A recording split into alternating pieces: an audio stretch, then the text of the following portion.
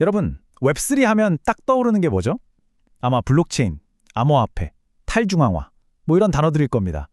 근데 있잖아요. 만약에 한 10여 년 전의 웹3는 지금 우리가 아는 거랑은 완전히, 정말 완전히 다른 개념이었다고 하면 어떠세요? 오늘은 마치 두 개의 영혼을 가진 것 같은 이 웹3라는 단어의 아주 흥미롭고 또 혼란스러운 역사 한번 제대로 파헤쳐 보겠습니다. 와, 이 문장 한번 보세요. 교수란 분들이 도대체 무슨 근거로 일반인들이 이 책을 읽을 수 있다고 판단하는지 모르겠다. 굉장히 신랄하죠? 이게 놀랍게도 한 책에 대한 실제 온라인 서평이거든요. 바로 이 문장에서부터 오늘 이야기가 시작됩니다. 도대체 무슨 책이었길래 이런 평가를 받았을까요? 네, 바로 이 책입니다. 2010년에 나온 웹 3.0 세상을 바꾸고 있다. 심지어 부제가 바보들을 위한 인터넷 해설서였어요. 정말 쉽게 설명해 보려고 했던 거죠. 그런데 결과는 보시다시피 완전 혹평이었습니다. 아니 대체 그때 그 저자가 설명하려고 했던 웹3라는 게 뭐였을까요? 자, 그럼 이제 시간을 한번 거슬러 올라가 보죠. 블록체인? 그런 거 나오기 훨씬 전입니다.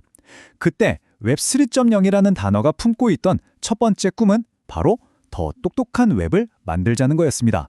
당시의 웹3, 그러니까 시멘틱 웹이라고 불렸는데 핵심 아이디어는 딱 하나, 바로 의미였어요. 컴퓨터가 그냥 웹페이지에 있는 글자만 읽는 게 아니라 진짜 그 뜻을 이해하게 만들자는 거죠. 이건 사람 이름이구나. 이건 장소네. 이 둘은 서로 아는 사이네. 이런 식으로 관계랑 맥락까지 파악하게 만들자는 정말 어마어마한 꿈이었죠. 아니, 그럼 컴퓨터를 어떻게 그렇게 똑똑하게 만드냐? 그게 문제잖아요.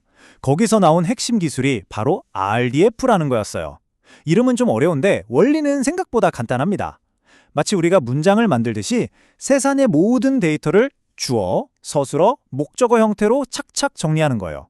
예를 들면 서울은 수도이다, 대한민국에 이렇게요.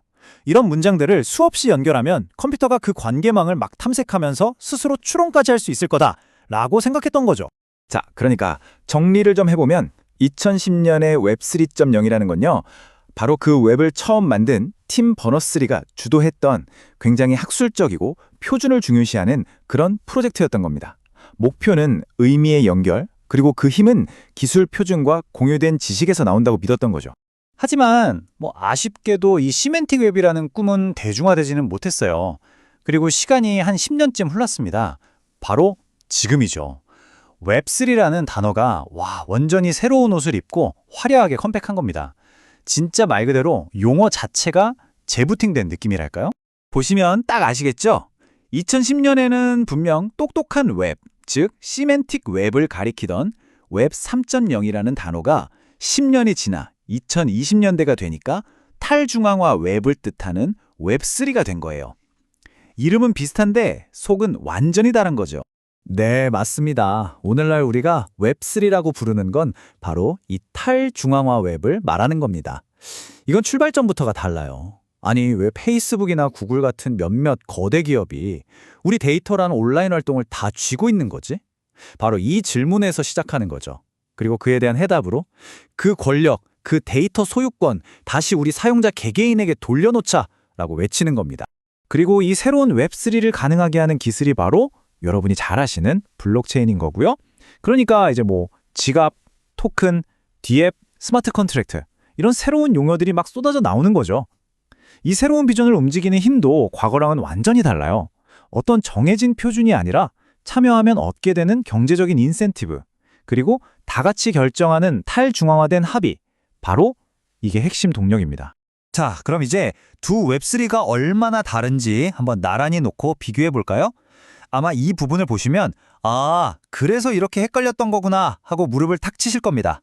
오늘 이야기의 진짜 하이라이트죠. 자, 보세요. 과거의 웹3는 웹이 우리를 이해해 주길 바랐어요. 정보가 막 여기저기 흩어져 있는 게 문제라고 본 거죠. 반면에 지금의 웹3는 우리가 웹의 일부를 소유하길 원합니다. 소수의 기업이 권력을 독점하는 게 문제라고 보는 거고요. 동력도 완전히 다르죠. 한쪽은 표준과 지식을 강조했는데 다른 한쪽은 합의와 인센티브를 이야기합니다. 사용하는 언어, 쓰는 단어들을 보세요. RDF, 온톨로지, 블록체인, 토큰, 이건 그냥 다른 나라 말 수준이잖아요. 완전히 다른 세상인 거죠. 그러니까 핵심은 이거예요. 둘 다 웹의 다음 단계는 뭘까라는 미래를 이야기하고는 있는데 그 출발점에 있는 질문 자체가 근본적으로 달랐던 겁니다. 한쪽은 어떻게 하면 정보를 더 똑똑하게 연결할 수 있을까?